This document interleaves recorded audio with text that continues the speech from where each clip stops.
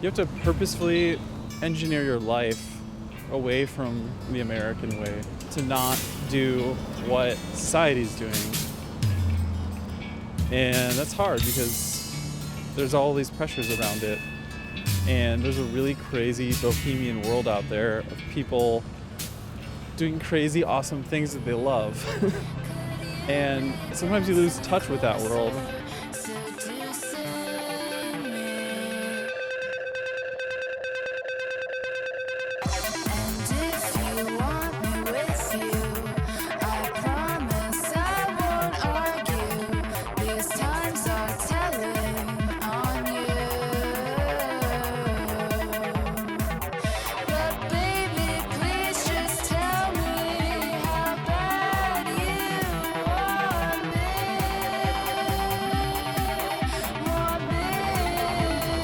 When you tap into people who travel, you're tapping into this like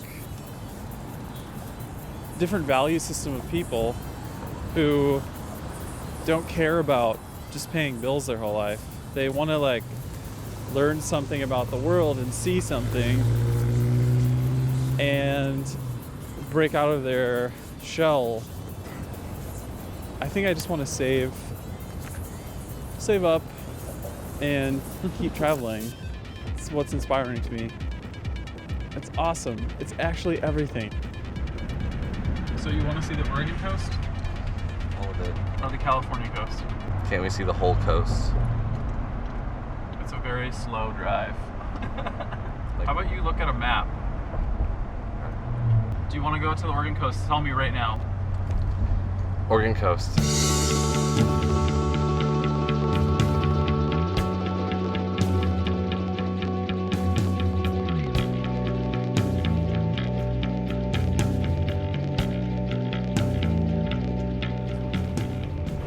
It wasn't a functional religion to me. They're like, someday when you die, this will all be better. You know, we could all say that at the end of the day, right?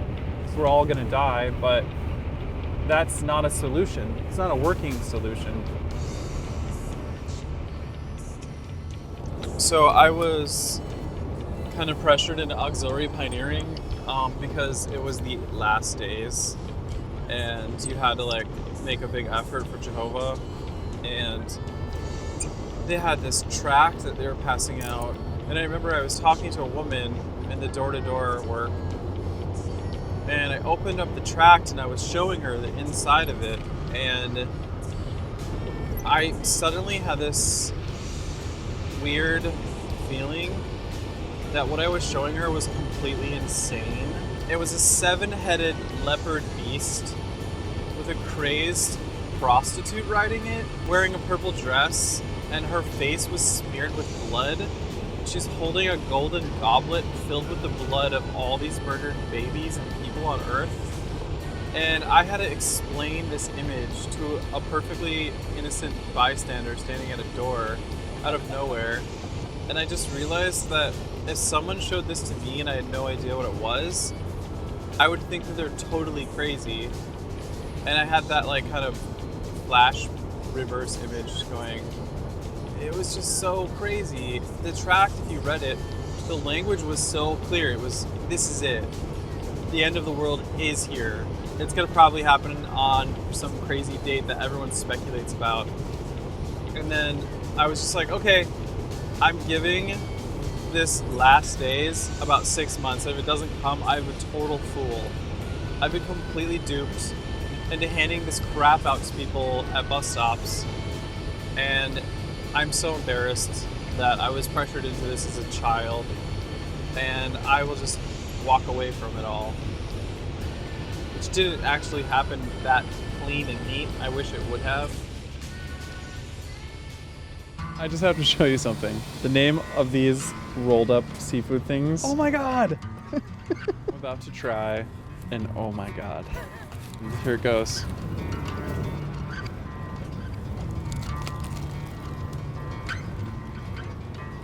It's so good.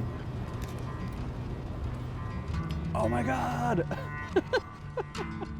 Schools have this wonderful world they've preserved and built and maintained where everybody's treated in this academically like important way, and it makes you feel amazing to go to school. You feel like you're part of this whole higher life perspective. You are really important when you're in school. Your grades matter. Your attitude matters. You have constructive things that you're doing. It's amazing. It's good for somebody like me who just wanders around paycheck to paycheck. I like it.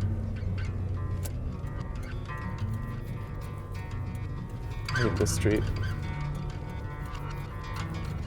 I came here because I wanted to go back to school. I just needed it. It was time. I was overdue. I had to take some kind of program. It didn't matter. I had to learn something about something I cared about. That's called a heuchera. This is Virginia. This here is called an umbel. This one is called Sarcococa confusa. It's from the Himalayas. See this? It's called a gumball. It's this fruit and seed of the sweet gum tree. And in Latin it's one of my favorite Latin trees. It's called liquid ambar styraciflua. Pretty cool. It makes these fruits.